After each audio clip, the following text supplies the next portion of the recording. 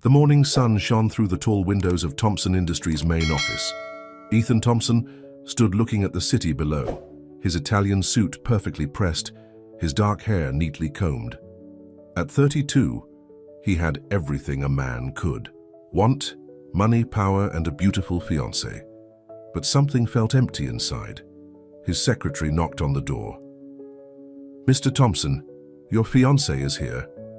Olivia Rothschild walked in, her designer heels clicking against the marble floor. She looked stunning as always, her blonde hair styled perfectly, her makeup flawless. She kissed Ethan's cheek, careful not to leave a lipstick mark. "Darling, we need to discuss the wedding arrangements. The planner needs an answer about the flowers today." Ethan nodded absently. The wedding was in 3 weeks, and Olivia had turned it into a social spectacle. 600 guests, celebrity performers, and coverage by all the major magazines. Sometimes he wondered if she was more excited about the event than about actually being his wife.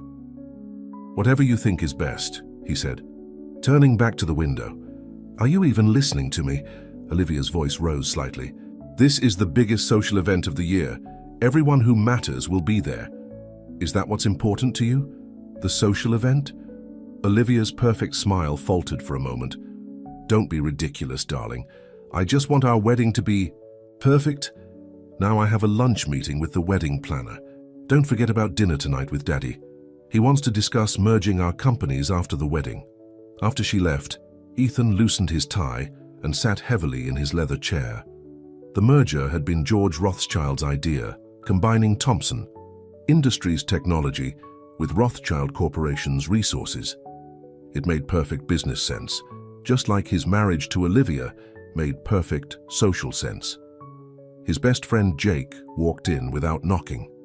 They'd known each other since college, and Jake was the only person who didn't need an appointment to see him. "You look like hell," Jake said, dropping into a chair.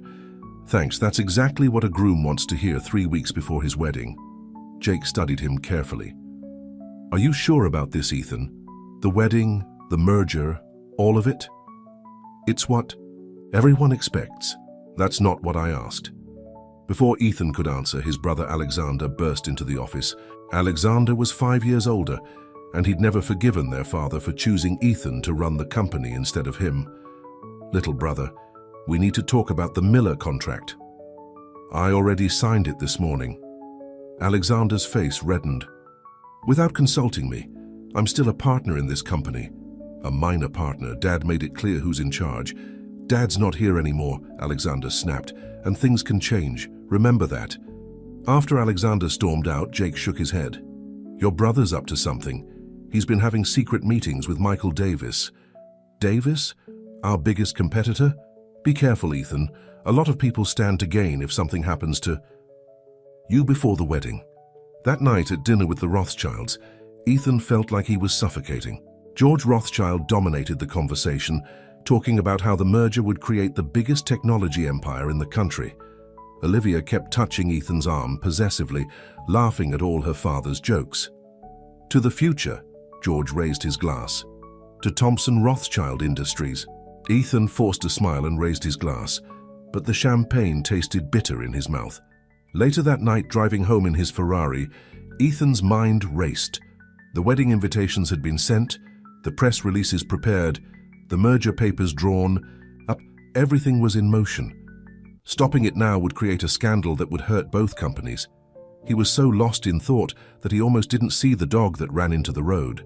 He swerved sharply, but at that speed, on that curved road, there was no chance. The Ferrari spun out of control. The last thing Ethan saw was the guardrail rushing toward him, and his last thought wasn't of Olivia or the wedding or the company. His last thought was relief. When he woke up, he was in a hospital room. No, that wasn't right. He wasn't awake. He could hear things, feel things, but he couldn't move or open his eyes. A doctor was talking to someone. "The coma is deep. We can't predict when or if he'll wake up." He heard Olivia's voice, shrill with panic. "But the wedding is in 3 weeks. We can't postpone it. Everything is arranged." "Mrs. Rothschild," the doctor said patiently, "your fiancé may never wake." "Up? Later? Hours? Days?" Ethan became aware of another voice. softer, gentler.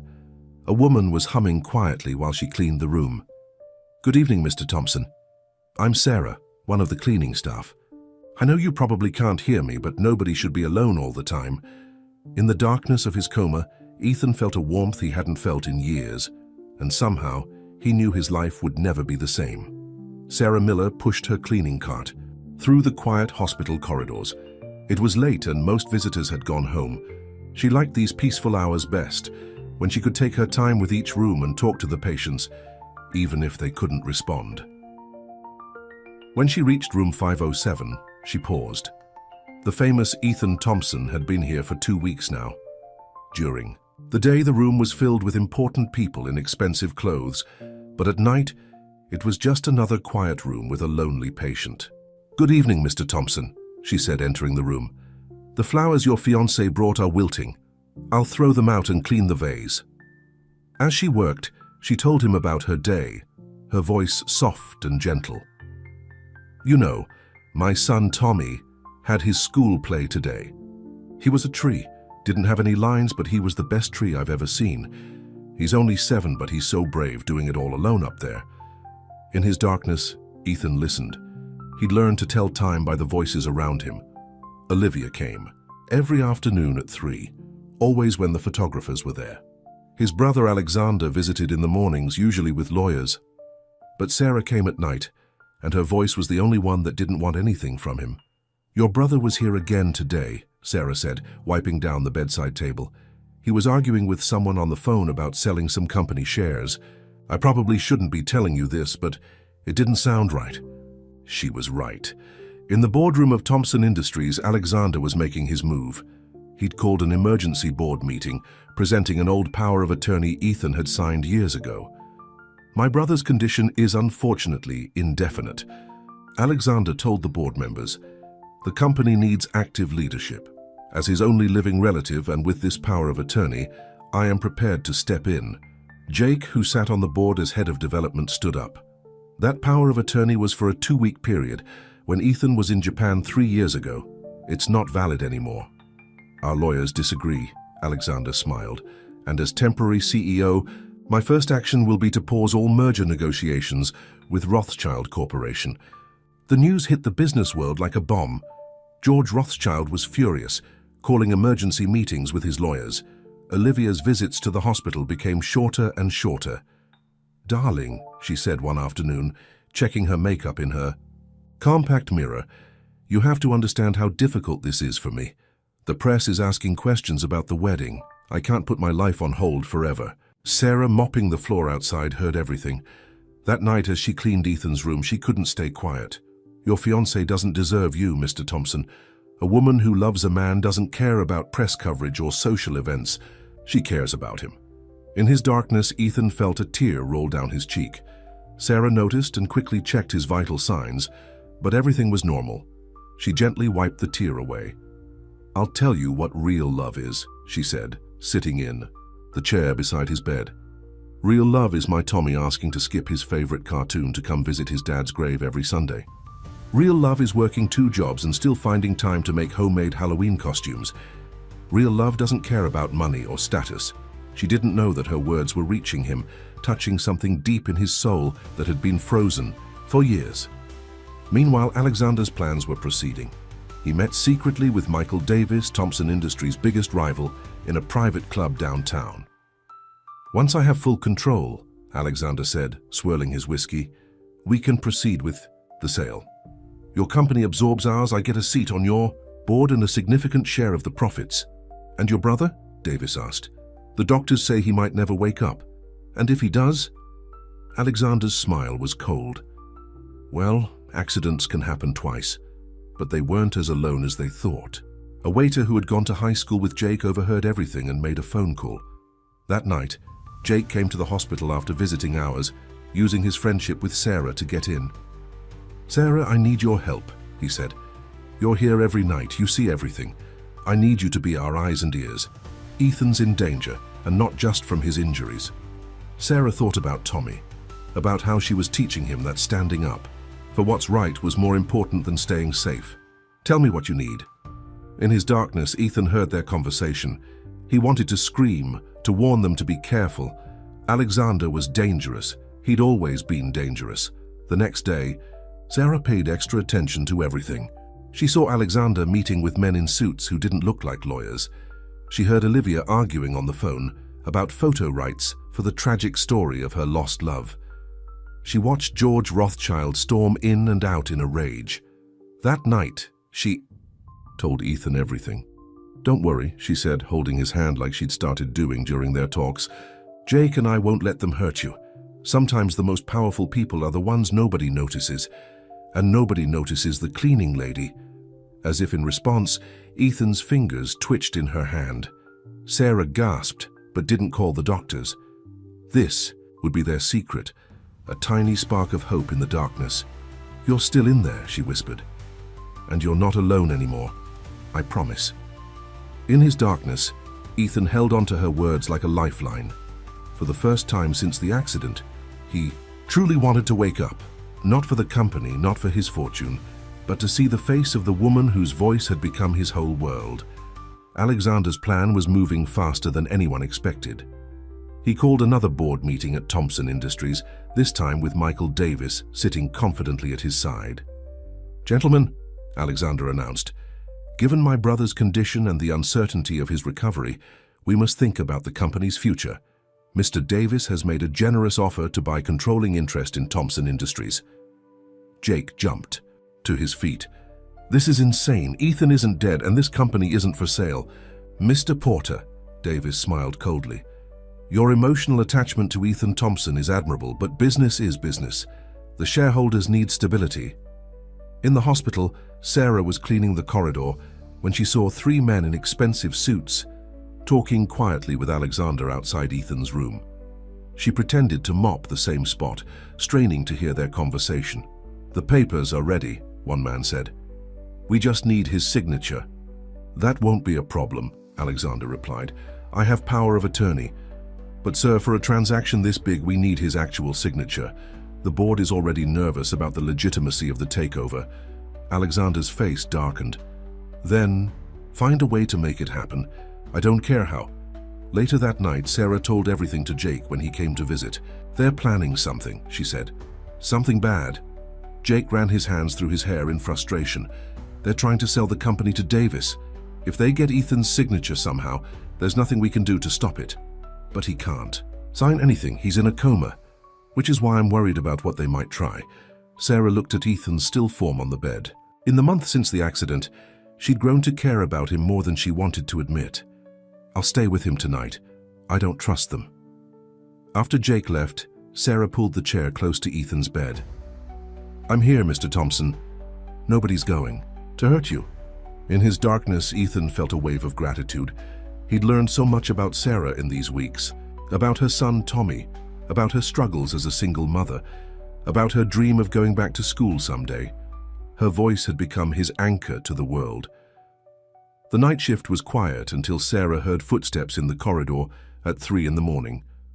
She quickly turned off the lights in Ethan's room and hid behind the door. Two men entered silently, carrying a briefcase. One took out some papers while the other moved toward Ethan with what looked like a pen. "Stop right there." Sarah turned on the lights. "What do you think you're doing?" The men froze. "Hospital administration," one said smoothly. "Just routine paperwork." "At 3 in the morning? With the lights off? I don't think so. Get out before I call security." They left quickly, but Sarah was shaking. She called Jake immediately. "They tried to forge his signature," Jake said grimly when she described what happened. "We need to do something fast." The next day, Olivia finally showed her true colors. She called a press conference outside the hospital. With a heavy heart, she said, dabbing at her eyes with a monogrammed handkerchief, "I must announce that my wedding to Ethan Thompson has been postponed indefinitely. While I will always care for Ethan, life must go on." She posed for photographs with her new boyfriend, a famous actor, while wearing the engagement ring Ethan had given her. Sarah was cleaning the hospital lobby, watching the spectacle on the TV there. "You're better off without her," she muttered. That night, she brought a book to read to Ethan. It had become their routine. She would read for an hour during her break, everything from classic novels to the day's newspaper.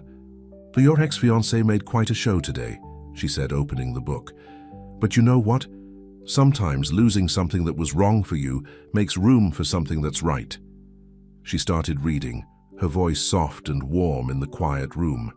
It was a love story, simple but true, about two people who found each other against all odds. In his darkness, Ethan hung on every word. He'd started to live for these moments, for the sound of Sarah's voice, for her gentle touch when she held his hand. He wanted to wake up, to see her face, to thank her for being the only real thing in his world of shadows. But Alexander wasn't done yet.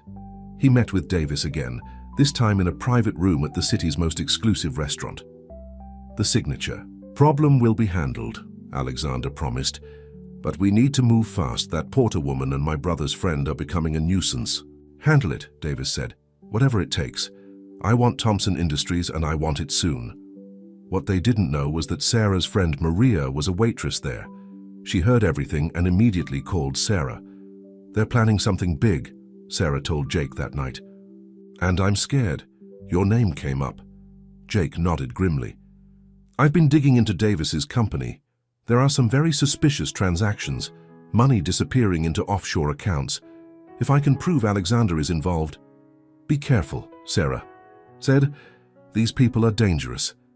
In his bed, Ethan felt panic rising. He couldn't let them hurt Jake or Sarah. He had to wake up. He had to stop this. That night, Sarah noticed his heart rate was higher than usual. "It's okay," she soothed, taking his hand. "We're not giving up. You're not alone in this fight." She started reading again, her voice steady and calming. But this time, something was different. This time, when she held his hand, his fingers closed around hers. Sarah gasped. "Ethan, can you hear me?" In his darkness, Ethan fought harder than ever to break free. Sarah's voice called to him like a light in the distance, and he was determined to reach it. Sarah couldn't believe it. Ethan's hand was definitely squeezing hers. After nearly 2 months in a coma, he was responding. She pressed the call button, and Dr. Reynolds rushed in. "His vital signs are getting stronger," the doctor said after examining him. "This could be a good sign, but don't get your hopes up too high. Recovery from coma is usually a gradual process." But Sarah had hope now. That night she stayed late after her shift ended, talking to him more than ever. "Tommy asked about you today," she said, still holding his hand. "He saw your picture in the newspaper and wanted to know if you were the sleeping prince I take care of. He says in fairy tales, the prince always wakes up." In his darkness, Ethan fought harder. He could feel Sarah's warm hand in his, could hear the smile in her voice when she talked about her son. He wanted to meet Tommy, to thank them both for giving him something to fight for. Meanwhile, Alexander was getting desperate. The board was asking too many questions about the Davis deal. He needed to move fast. "The nurses are saying he's showing signs of waking up," Alexander told Davis over the phone. "We need to act now." "Then do it," Davis snapped. "I don't care how. Just get me that company." That night, Sarah noticed a new nurse she'd never seen before. The woman was checking Ethan's IV bags, but something felt wrong. "Excuse me," Sarah said. "I know all the night nurses on this floor. Who are you?" The woman turned quickly, dropping a syringe. She ran out before Sarah could stop her. Sarah called security immediately, then called Jake. "They tried something," she said, her voice shaking. "They tried to hurt him." Jake arrived at the hospital within minutes. The security cameras had caught the fake nurse, but she was wearing a surgical mask. Still, Jake recognized her. "She works for Davis," he said grimly. "I've seen her at his office. They're getting desperate." The next morning, Sarah was about to end her shift when she heard shouting from Ethan's room. Alexander was there with 2 men she didn't recognize. "Get the transfer papers ready," Alexander was saying. "We're moving him to a private facility." "No," Sarah burst in. "You can't move him. He's showing signs of improvement." Alexander turned to her with cold eyes. "You're just a cleaning woman. This is none of your business." "It became my business when your hired nurse tried to hurt him last night." Alexander's face went pale. "I don't know what you're talking about, but if you value your job, you'll forget whatever you think you saw." "Are you threatening me?" Sarah stood her ground, Because I don't scare easily, Mr. Thompson. Not when someone's life is at stake. After they left, Sarah called Jake again. He arrived with good news. I found proof, he said. Documents showing Alexander and Davis have been planning this takeover for months. They even... He paused, looking sick. They even discussed arranging Ethan's accident. Sarah gasped. You mean the dog that ran into the road? It was planned. They wanted him out of the way, but not dead. Just incapacitated enough for Alexander to take control. We have to go to the police, already did. They're building a case, but we need to keep Ethan safe until then. That night, Sarah couldn't stop thinking about how close they'd come to losing him. She sat by his bed, holding his hand tight. I know we come from different worlds, she said softly. You're a billionaire and I'm just a cleaning lady. But these past 2 months, talking to you every night, sharing stories about Tommy, reading to you, I've never felt closer to anyone. She wiped away a tear. I think I'm falling in love with you, Ethan Thompson. And I know that's crazy. I know when you wake up, you'll probably go back to your world of wealthy people and society parties. But right now in this room, none of that matters. In his darkness, Ethan felt his heart soar. He'd fallen in love with her too, with her voice, her kindness, her strength.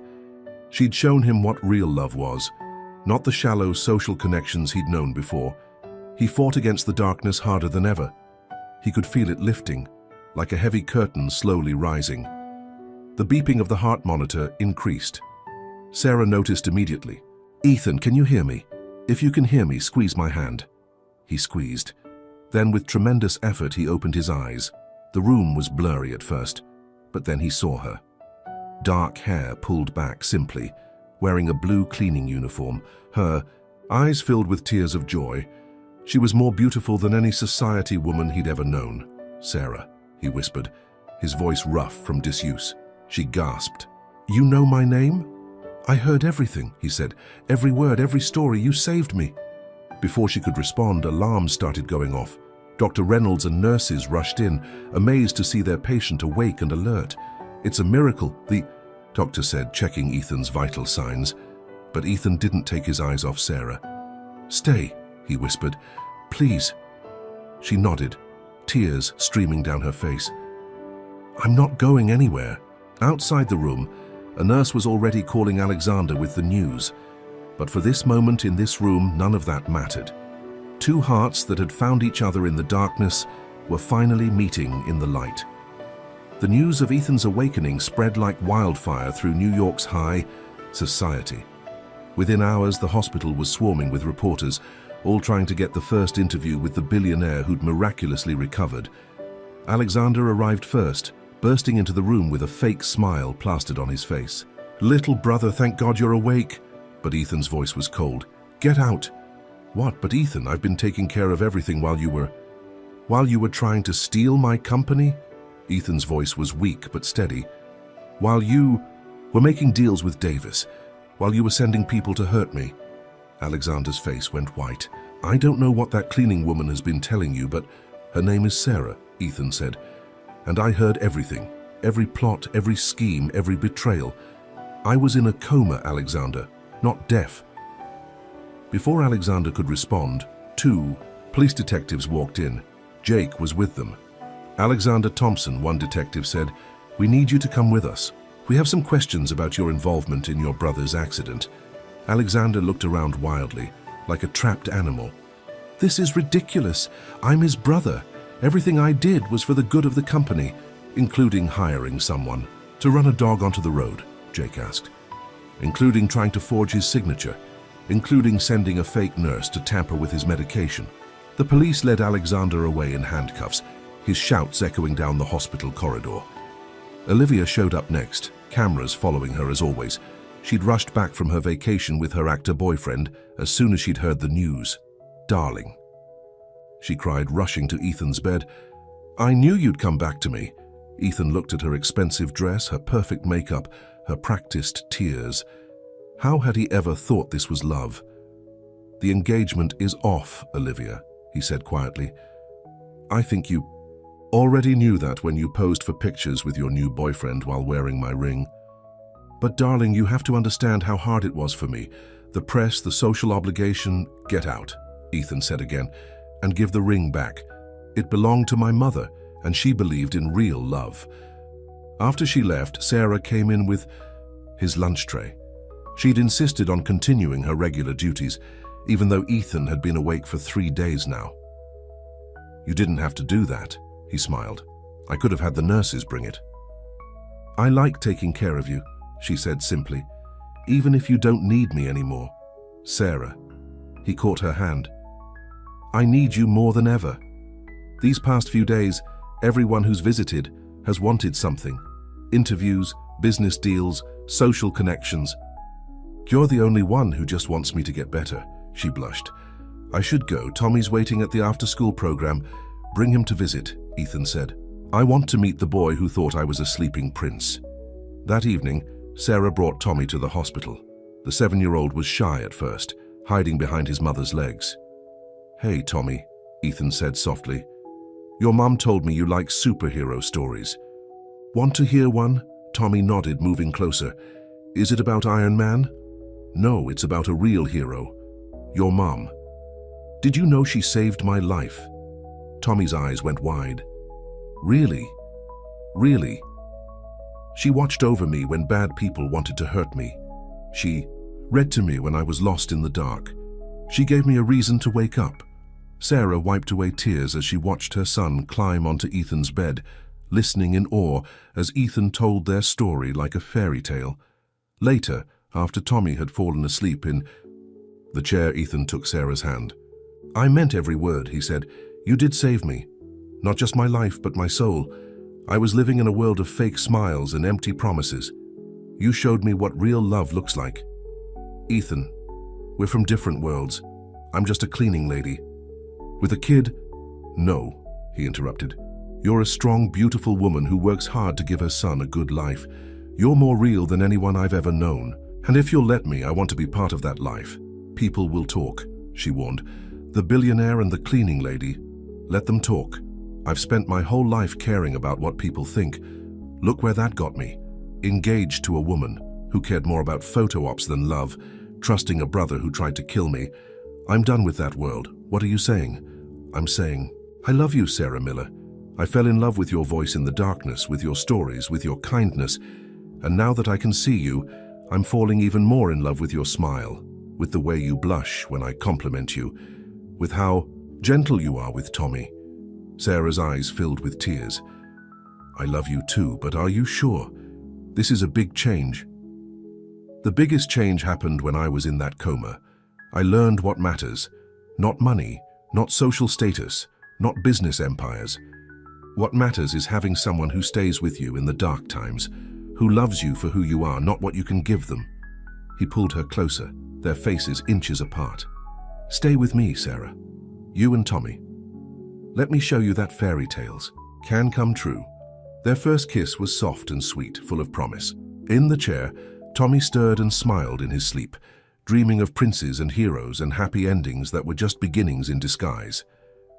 The day Ethan was released from the hospital, the press was waiting outside in full force. Camera flashes went off like lightning as he walked out, Sarah holding his arm to steady him.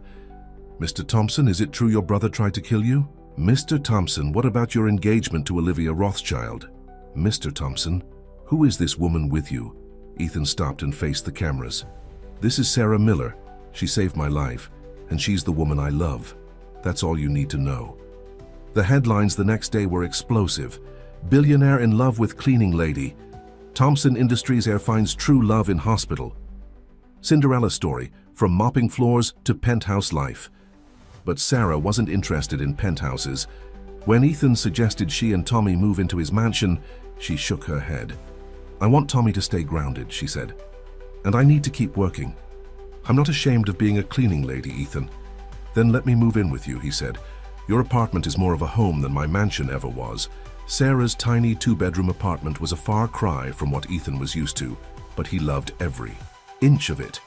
He loved the crayon drawings Tommy had taped to the fridge, the worn but comfortable couch, the small balcony where Sarah grew herbs in recycled coffee cans. The first morning he woke up there, he found Sarah in the kitchen making pancakes with Tommy. "They're shaped like superheroes," Tommy announced proudly. "Mom makes the best pancakes in the world." I believe it, Ethan smiled, helping Tommy set the table. But not everyone was happy about their relationship. George Rothschild was furious about losing both the merger and his daughter's advantageous marriage. "You're making a fool of yourself," he told Ethan during a tense meeting at Thompson Industries. "A cleaning lady? What's next, giving your fortune to charity?" "Actually," Ethan said, "that's exactly what I'm planning. Not all of it, but a significant portion. I'm starting a foundation to help single parents get education and job training." George stormed out, already plotting his revenge. He met with his lawyers that afternoon. "Find something on her," he ordered. "Everyone has secrets. I want this romance destroyed before it destroys the social order." Meanwhile, Michael Davis was facing his own problems. With Alexander's arrest and the failed takeover exposed, his company's stock was plummeting. He needed a way to save himself, and he thought he had found it. Sarah was cleaning the hospital corridors when Davis approached her. "Mrs. Miller," he said smoothly, "may I have a moment of your time?" Sarah's heart raced, but she kept her voice steady. "What do you want?" "To make you rich." He pulled out a checkbook. "Name your price to leave Ethan Thompson. Break his heart, make him vulnerable. My offer starts at $5 million. Sarah looked at the checkbook, then at Davis's smug face. "Mr. Davis, do you know what I've learned from being a cleaning lady? That the richest people are often the poorest in spirit. I feel sorry for you." She walked away, leaving him sputtering in rage. That night she told Ethan about Davis's offer. They were sitting on her small balcony, watching the sunset while Tommy did his homework inside. $5 million is a lot to turn down," Ethan said softly.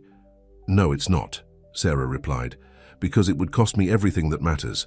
My self-respect, Tommy's respect, your love. Some things are worth more than money, Ethan. You taught me that." He pulled her close, kissing her tenderly. "And you taught me what real wealth is." But their peace was about to be shattered. George Rothschild's lawyers had been digging, and they thought they had found something explosive. The next morning, Olivia showed up at Sarah's door waving a file folder. "Well, well," she smirked. "Sarah Miller isn't even your real name, is it? Does Ethan know about your past?" "About what?" "You did?" Sarah's face went pale. "That was a long time ago. I was a different person. The press will love this story. The cleaning lady isn't just a gold digger, she's a criminal." "Mom!" Tommy's voice came from behind them. "What's she talking about?" Sarah turned to see her son and Ethan both standing in the hallway, having just returned from their morning walk. "Sarah," Ethan asked quietly, "what's going on?" Olivia's smile was triumphant as she opened the folder. "Let me tell you all about the real Sarah Miller, or should I say Sarah Martinez, former convicted felon." Sarah's hands shook as she looked at Ethan and Tommy. The two people she loved most in the world were about to learn the secret she'd kept buried for so long. The mistake that had changed her life forever, the reason she'd worked so hard to build a new one. "Please," she whispered, "not in front of my son." But Olivia showed no mercy. After all, revenge was sweeter than kindness in her world.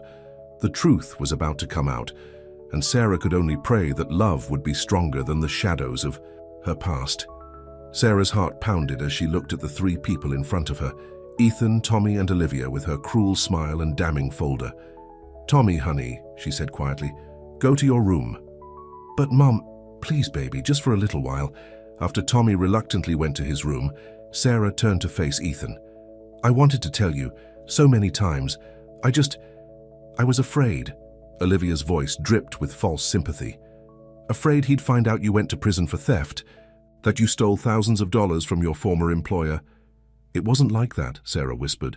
"Then what was it like?" Ethan asked softly. "Not angry, just waiting." Sarah took a deep breath. 10 years ago, I was working as a receptionist at a medical clinic. Tommy was just a baby and his father had abandoned us. One night a woman came in with her sick child. They had no insurance, no money. The clinic policy was to turn them away. Tears rolled down her face as she continued. The little girl was burning with fever. The mother was begging. I changed some billing codes in the computer, made it look like they had coverage. I did it for other patients too over the next few months, Poor families, sick children, elderly people who couldn't afford their medications. You committed fraud, Olivia said triumphantly. I helped people who needed help. Sarah's voice rose. But yes, it was illegal. When they caught me, I pleaded. Guilty. Served 18 months, lost my job, my apartment, everything. When I got out, nobody would hire me, except the hospital, as a cleaning lady. They gave me a second chance. She turned to Ethan, her eyes pleading. I changed my name legally after prison, started fresh. Everything I've told you about who I am now is true. I just couldn't tell you about before. A convicted felon, Olivia laughed. Wait until the press hears about this. The cleaning lady who seduced a billionaire is actually a common criminal. Get out. Ethan's voice was like steel. What? Get out of this apartment, Olivia, now. But Ethan, surely you can't still want her after finding out she went to prison for helping sick children get medical care. After learning she sacrificed everything to help people in need. Ethan stepped closer to Sarah. Actually, I love her even more now. Olivia's face twisted with rage. You're making a mistake. This will ruin you. No, Ethan said. What would ruin me is becoming like you, someone who thinks money and status are more important than compassion and love. Now get out before I call the police. After Olivia stormed out, Sarah collapsed onto the couch, shaking. I'm so sorry, Ethan. I should have told you. Yes, you should have. He sat beside her, taking her hands in his. But I understand why you didn't. We're protecting Tommy, protecting the life you built. You're not disgusted with me? Disgusted? Sarah, you went to prison for helping sick children get medical care. That's not a crime. That's a tragedy of our healthcare system. He pulled her close. If anything, this just proves what I already knew about you, that you have the biggest heart of anyone I've ever met. A small voice came from the hallway. Mom? They turned to see Tommy standing there, tears in his eyes. Sarah opened her arms and he ran to her. I heard everything, he said. From my room. Is that why we had to move and change our names? Because you helped people? Yes, baby. I'm so sorry I never told you the whole truth. Tommy hugged her tight.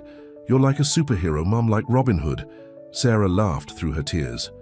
I don't think breaking the law makes me a superhero, Tommy. But you helped people, he insisted. Like Spider-Man. Sometimes he breaks rules too, but he does it to help people. Ethan joined their hug. He's right, you know. Not about breaking laws, but about helping people. He looked at Sarah seriously. Which is why I want you to help me with something. What? The foundation I'm starting? I want you to run it. We'll provide medical care for people who can't afford it. Legally this time.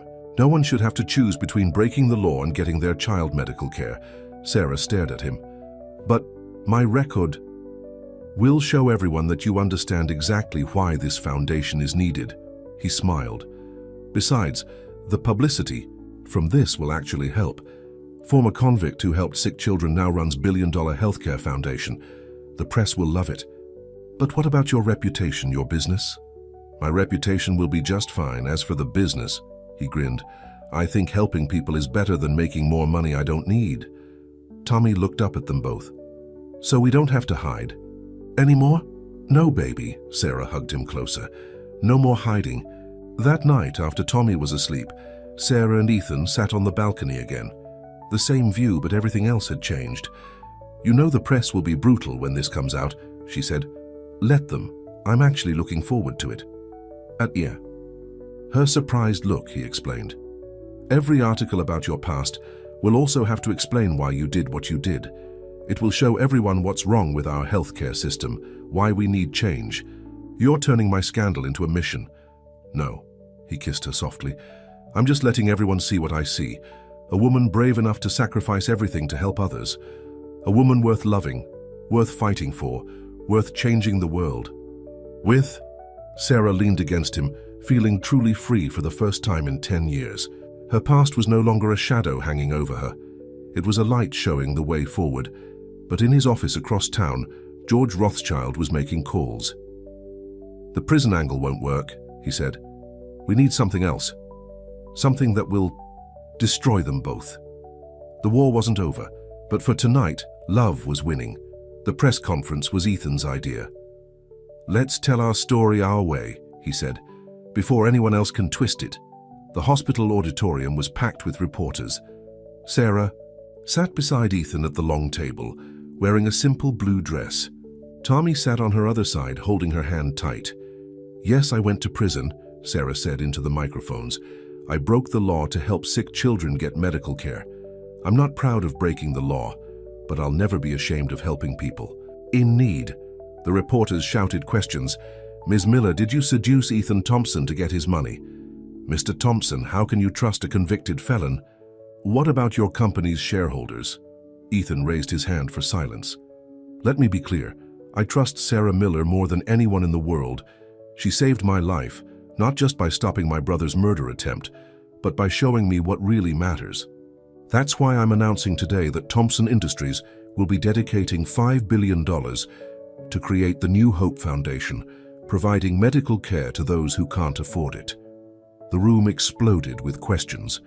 In the back, George Rothschild watched with cold eyes, his phone recording everything. Later that night, he met with a man in an expensive suit at a private club. "I want everything," Rothschild said. "Every detail of her life, something we can use." The private investigator nodded. "I'll start with the prison records. Everyone has secrets, Mr. Rothschild. We'll find hers." At Sarah's apartment, they were celebrating Tommy's 8th birthday. The living room was decorated with superhero balloons, and Tommy was showing Ethan how to play his new video game.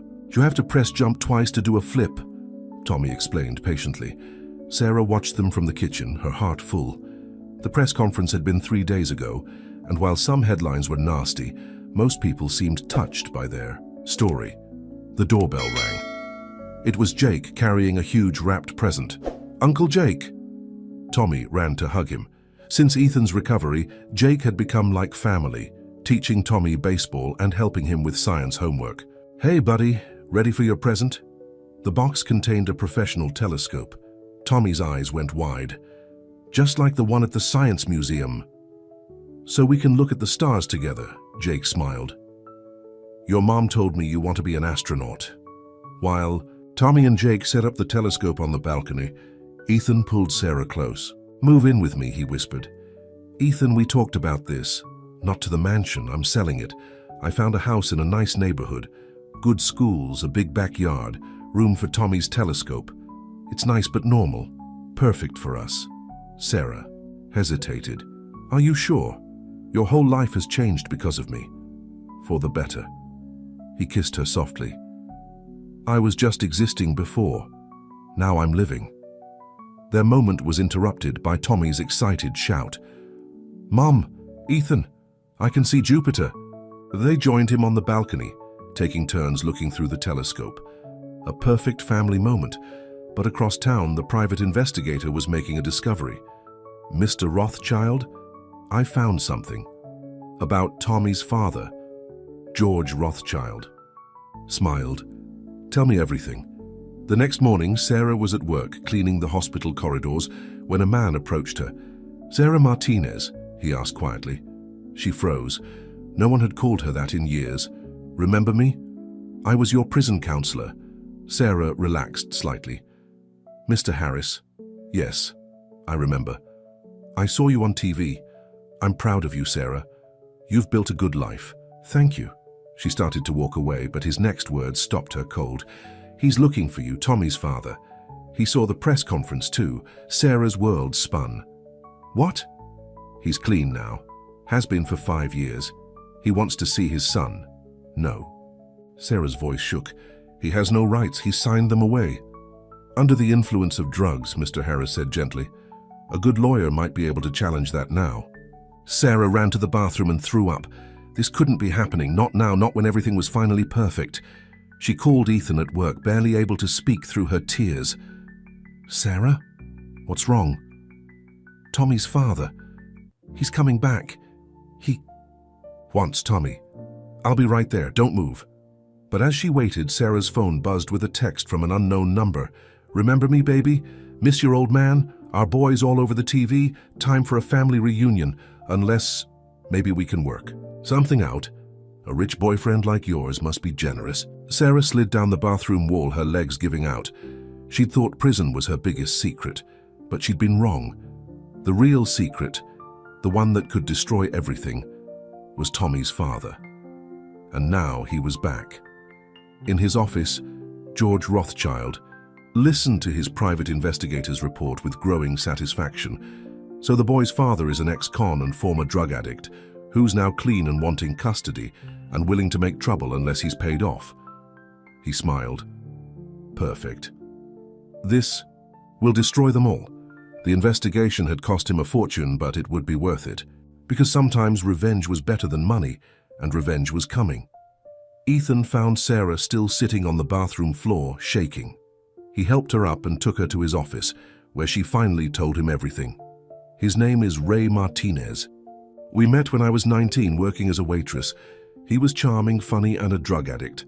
I didn't know at first. By the time I found out, I was already pregnant. She wiped her tears. He promised to get clean when Tommy was born. He tried, failed, tried again. When Tommy was 6 months old, Ray disappeared with my savings and my car. The next time I saw him, he was being arrested for armed robbery. He signed away his parental rights in exchange for me not testifying against him. Ethan held her close. He can't just come back now and demand custody. You don't know Ray. He's dangerous when he doesn't get what he wants, and now she showed Ethan the text message. He wants money. Let him try something. Ethan's voice was hard. I'll destroy him. You don't understand. Ray knows things. About Tommy's first year, about what I did to survive. She started crying again. If he tells Tommy, then we'll handle it together. Ethan made her look at him. Sarah, nothing he can say will change how I feel about you, or how Tommy feels about you. You're the most amazing mother I've ever known. But Sarah couldn't shake her fear. That night she couldn't sleep. She kept checking Tommy's room, making sure he was safe. The next morning, a large envelope arrived at Thompson Industries. Inside were photos, old ones from Sarah's past. Her and Ray together, her working in a strip club, her looking strung out and desperate. A note was attached. $5 million, or these go to the press. Wonder what your shareholders will think. Wonder what your precious Tommy will think. Meet me at midnight. Come alone. Ethan's first instinct was to call the police, but Sarah begged him not to. The photos will get out, she cried. Tommy will. See them. He'll know. Know what?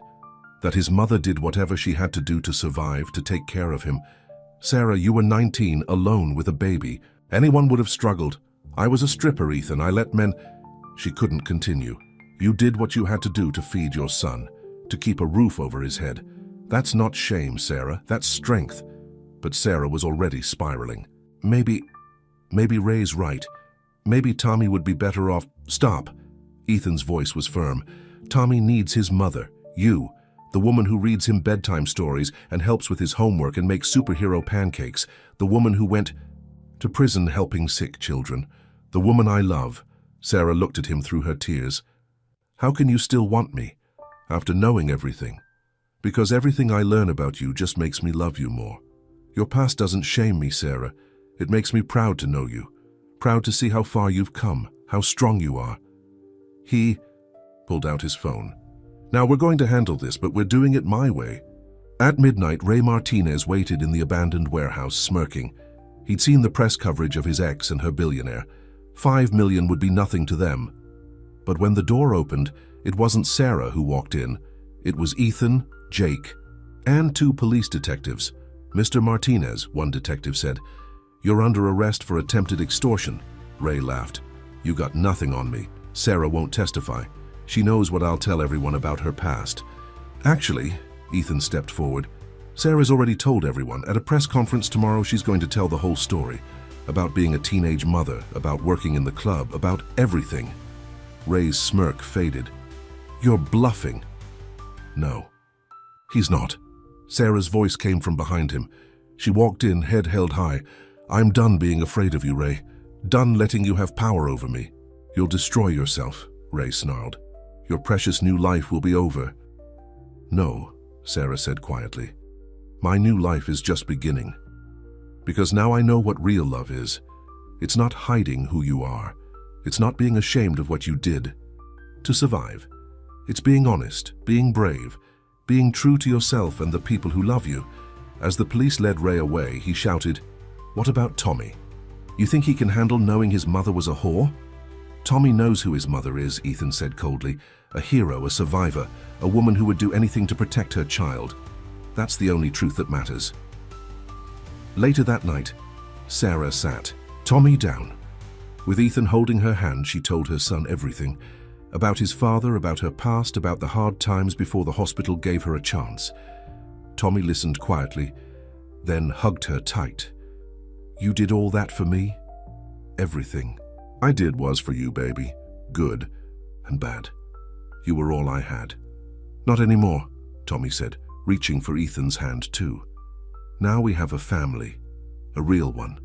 Sarah looked at her son and the man she loved, and finally felt the last of her shame melt away. Tomorrow, she would face the press. She would tell her story, all of it, and she would hold her head high because Tommy was right. They were a family, a real one, built not on secrets and lies, but on truth and love and acceptance. In his jail cell, Ray Martinez seethed with rage, but his power over Sarah was gone. And in his office, George Rothschild crumpled the morning newspaper in fury. The headline read, "Thompson Industries CEO stands by love. Her past makes her stronger." His revenge had failed. Love had won, but the biggest test was still to come. Because sometimes the hardest person to forgive isn't others. It's yourself. The Sash. New Hope Foundation's opening ceremony was held on a bright spring morning. A year had passed since Sarah's story had shocked New York society, and everything had changed. Sarah stood at the podium, looking out at the crowd. She wore a simple blue dress, her hair pulled back naturally. In the front row, Tommy beamed with pride, sitting between Ethan and Jake. "A year ago, I stood before cameras and told the world my darkest secrets," Sarah began. "About going to prison for helping sick children, about being a teenage mother who danced in clubs to feed her baby, about surviving abuse and poverty and shame." She paused, her voice strong and clear. "Today I stand before you not as someone who survived those things, but as someone who was shaped by them. Every struggle taught me compassion. Every hardship taught me strength. Every moment of shame taught me the importance of dignity." In the audience, many people were crying. They'd followed Sarah's story over the past year, how she'd turned scandal into purpose, shame into power. The New Hope Foundation isn't just about providing medical care to those who can't afford it. It's about giving people dignity, hope, a chance to build a better life without having to break the law or compromise their values. She smiled at Ethan. "None of this would be possible without one man who looked past my history and saw my heart, who taught me that love isn't about where you come from, but where you're going together." The foundation's first year had already helped thousands of families. The same press that had once tried to destroy Sarah now called her the Angel of Hope. Even George Rothschild had been forced to publicly support the foundation after his own shareholders demanded it. After the ceremony, there was another celebration, a smaller, more personal one. In the garden of their new home, surrounded by only their closest friends, Sarah and Ethan got married. Tommy, wearing a little suit and carrying the rings, couldn't stop smiling. Jake, standing as best man, wiped away tears as the couple exchanged vows. "Sarah," Ethan said, his voice full of emotion, "you saved me in every way a person can be saved. You showed me what real love looks like, what real strength is, what really matters in life." Sarah's eyes shone with tears as she responded, "Ethan, you gave me something I never thought I'd have again. Hope. You taught me that my past doesn't define me. That love can heal any wound. That family isn't about blood, but about hearts that choose each other." Tommy stepped forward with the rings, but then surprised everyone by speaking too. "Mom, Ethan," he said, "I wrote something too. Because today isn't just about you getting married. It's about us becoming a real family." He pulled out a crumpled paper from his pocket. "Mom, you're my superhero, you always were, even before I knew everything you did for me. And Ethan, you're not just marrying my mom, you're choosing me too, so I want to make promises too." There wasn't a dry eye in the garden as Tommy read his own vows, promising to be a good son to both of them, to always tell the truth, and to help other kids who needed hope. After the ceremony, as their friends celebrated around them, Sarah and Ethan danced slowly in the garden. "Happy?" Ethan asked. "More than I ever dreamed possible." She looked over at Tommy, who was showing Jake his latest science project. "A year ago, I was terrified of my past destroying everything. Now, it's made everything stronger." Ethan kissed her, softly. "Every chapter of your life, every struggle, every triumph, it all led you to this moment, to us." Sarah laid her head on his shoulder. "When I was in prison, I used to look at the stars through the barred windows and make wishes. For a better life for Tommy, for a chance to make up for my mistakes, for someone to love me, all of me. Looks like your wishes came true. Better than that." She smiled up at him. "They led me to my purpose, helping others find the same hope I found." Later that night, after the guests had gone and Tommy was asleep, Sarah and Ethan sat on their back porch, looking at the stars through Tommy's telescope. "You know what I love most about us?" Ethan said, holding her close. "That we're both so much better together than we ever were apart. You gave me purpose, compassion, real love. I gave you hope," Sarah finished. "Security. The chance to turn my pain into purpose." She kissed him softly. "And together we're giving Tommy the family he deserves." Inside, Tommy's science fair trophy sat next to Sarah's Humanitarian of the Year award. On the walls, family photos showed their journey, Sarah's graduation from night school, Tommy's first baseball game with Ethan cheering, the opening of the foundation. The newspapers still talked about them sometimes, the billionaire and the cleaning lady who changed society. But they didn't care about that anymore. They had everything they needed right here. "Make a wish," Ethan said as a shooting star streaked across the sky. Sarah smiled. "I don't need to. All my wishes already came true." She thought about the little girl she'd first gone to prison for helping, the one with the fever whose mother couldn't afford care. That girl was in college now, studying to be a doctor. The foundation was paying for her education. She thought about the women in prison she was now helping through the foundation's Second Chance program, giving them the same opportunity the hospital had once given her.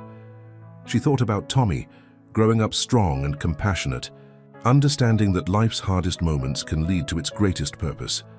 And she thought about love, real love, the kind that sees past surfaces to souls, that turns wounds into wisdom, that builds bridges across the widest divides. "You know what, though?" she said, looking up at the stars. "Sometimes reality is better than wishes. Sometimes life gives you exactly what you need, even if it comes in unexpected packages." Ethan kissed her tenderly. Like a cleaning lady with a heart of gold, like a billionaire with a soul. Inside their warm home, their past mistakes and triumphs hung framed on the walls, news stories, prison release papers, hospital badges, foundation awards. Not hidden anymore, but displayed proudly, because every chapter of their story had led them here, to this love, this family, this purpose. And in the end, that's what real love does. It doesn't erase your past. It redeems it. It doesn't hide your scars. It turns them into strength. It doesn't change who you are. It reveals who you were always meant to be. As the stars twinkled above them, Sarah and Ethan held each other close, grateful for every step of their journey. Because sometimes the longest road leads exactly where you need to go. Sometimes the deepest pain leads to the greatest purpose. And sometimes, just sometimes, fairy tales do come true. Not the kind with perfect princesses and flawless heroes, but the real kind, where imperfect people find perfect love, where past mistakes lead to future purpose, and where hope is the greatest magic of all, the end.